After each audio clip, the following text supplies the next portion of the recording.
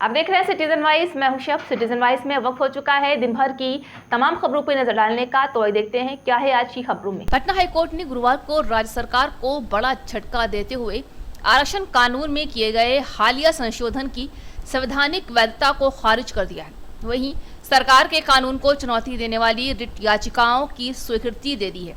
जी हां, मुख्य न्यायाधीश के विनोद चंद्रन एवं न्यायाधीश हरीश कुमार की खंडपीठ ने विगत 11 मार्च को इस मामले पर अपना फैसला सुरक्षित रख लिया था। याचिका में राज्य सरकार द्वारा 21 नवंबर 2023 को पारित कानून को चुनौती दी गई थी, जिसमें एसएससी, एसटी, ईबीसी व अन्य पिछड़ों वर्गों को 65% आरक्षण दिया गया था, जबकि समान श्रेणी के अभ्यर्थियों के लिए मात्र 35% ही पदों पर सरकारी सेवा में दिया जा सकता है, जिसमें ईडब्ल्यूएस के लिए 10% आरक्षण भी शामिल है। वहीं अधिवक्ता दीनू कुमार ने पिछली सुनवाई में कोर्ट में दलील देते हुए कहा था कि समान वर्ग में ईडब्ल्यूएस के लिए 10% आरक्षण रद्द करना भारतीय संविधान की धारा 14 और 15 के खिलाफ है। उन्होंने बताया है कि जातिगत सर्वेक्षण के बाद जातियों के अनुपातिक आधार पर आरक्षण का ये निर्णय लिया गया है, न कि सरकारी नौकरियों में पर्याप्त प्रतिनिधित्व के आधार पर निर्णय लिया गया। इसमें राज्य सरकार ने संवैधानिक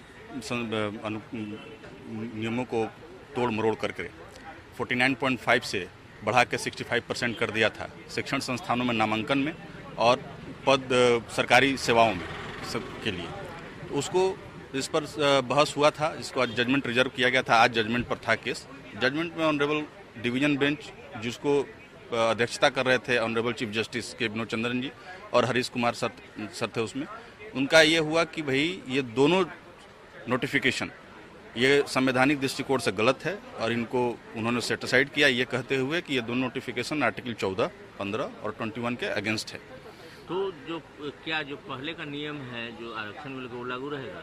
जी, पहले का नियम वही रहेगा, बिकॉज 1992 में इंदिरा साहनी के केस में कहा गया था कि भाई आरक्षण 50% से एवं नहीं जाएगा, और उसी के आधार पर अब तक वो चला आ रहा था। फिर रिसेंटली 2021 में मराठा आरक्षण के केस में सुप्रीम कोर्ट ने फुल स्टॉप लगा दिया था कि कोई भी राज्य सरकार 50% के ऊपर कोई आरक्षण देगी नहीं।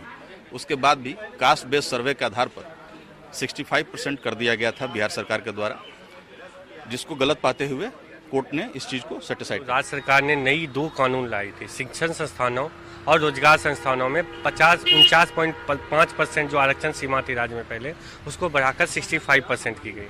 तो हमने इसको चैलेंज किया था पटना हाई कोर्ट में, ये कहते हुए कि ये संविधान सम्मत नहीं है, आर्टिकल 14, 16 को वायलेट करती है। और जो सुप्रीम कोर्ट के संवैधानिक बेंच इंदिरा साहनी के केस में जो 9 जजेज की बेंच ने ये एक फैसला सुनाई थी कि 50% के सीमा निर्धारित जो आरक्षण का है वो कोई भी राज्य सरकार कभी भी वायलेट नहीं कर सकती है। रिसेंटली 2021 में लक्ष्मण राव पाटिल केस में फिर से ये अपील किया गया, फुल स्टॉप किया गया यहाँ तक कि कोई भी राज्य सरकार 50% के सीमा को आरक्षण का नहीं बढ़ा सकती है।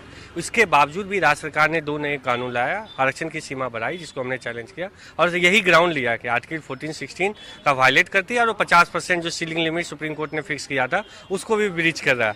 आज फैसले में भी मुख्य न्यायाधीश की बेंच ने यही फैसला सुनाया कि जो 2 नए कानून है वो संविधान सम्मत नहीं है, आर्टिकल 14, 16 को वायलेट करती है और वो जो 50% सीलिंग लिमिट है जो सुप्रीम कोर्ट ने तय किया था उसको भी वायलेट करती है। तो थी आज की अहम खबर। ताजा खबरों के अपडेट के लिए जुड़े रहिए हमारे साथ सिटीजन वाइज पर। हमारे चैनल को लाइक, शेयर और सब्सक्राइब करना ना भूलें।